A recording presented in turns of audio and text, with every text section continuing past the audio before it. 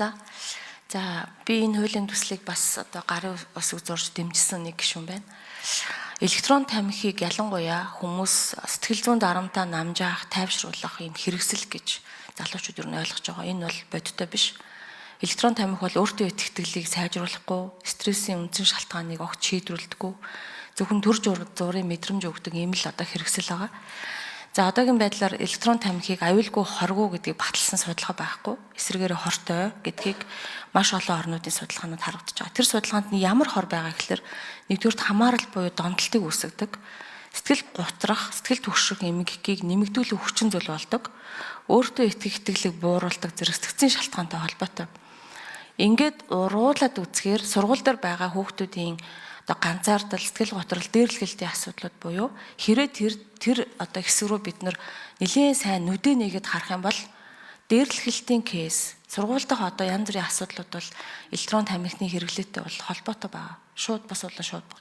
Энэ судалгааг би ганцаа хэлж байгаа юм биш ээ. Америк, Солонгос, Австрали те Монгол төстэй орнууд ч гэсэн олон оронд энэ бол явж байгаа. Энэ бол нотлогдчихсан зүйл. За тэгэхээр бид нар хүүхдүүдийн одоо өсвөр үеийнхэнд зориулж байгаа хэрэглээнд түлхүү байгаа учраас өнөөдөр бид нар ийшээгээ илүү одоо анхаарч энийг яриад байна гэсэн үг. За нөгөө талд манай нийгэмд хүүхдүүдтэй зориулаад бид нар нэг зүйлийг огт зааж өгөөгүй. Хөвгүүдтэй ч зааж өгөөгүй. Тэрний юу вэ гэхээр сэтгэл зүйн асуудлыг яаж одоо даван туулдаг юм бэ гэдгийг бид ерөөс зааж өгөөгүй. Сэтгэл зүйн асуудлыг бидний медиа хэвлэл мэдээлэл яаж харуулж байгаа гэхээр тамхи татаж, арх ууж одоо найзуудтайгаа янз бүрийн арай юм хөнгөн энгийн одоо юм эрүүл бус аргаар энийг даван туулж гин гэж ойлгодог ийм одоо бүтэн ийм одоо давлгаа явж байна.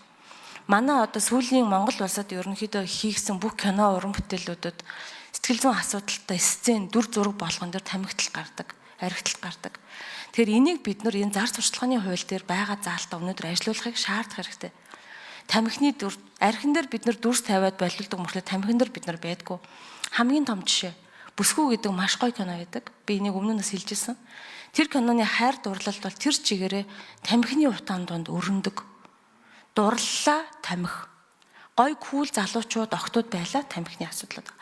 Тэгэхээр бид нар ер нь энэ нийгэмд одоо тулгамдж байгаа хүн ер нь өөрийнхөө амьдрал янз бүрийн асуудал тулгамдахаар тэрийг яаж шийдэх ёстой гэдэг арга замыг хүүхдүүдтэй огт заадаггүй, сургуульд тэр хөтөлбөр байхгүй, нийгмийн ажлыг огт дэмжидэггүй, сэтгэл зүйн үйлчилгээгээ уг углуулгаар нь хийгээгүй учраас хүүхдүүд тэр хоосон орон зайг өнөөдөр вейпing буюу тамхиар нөхж байгаа.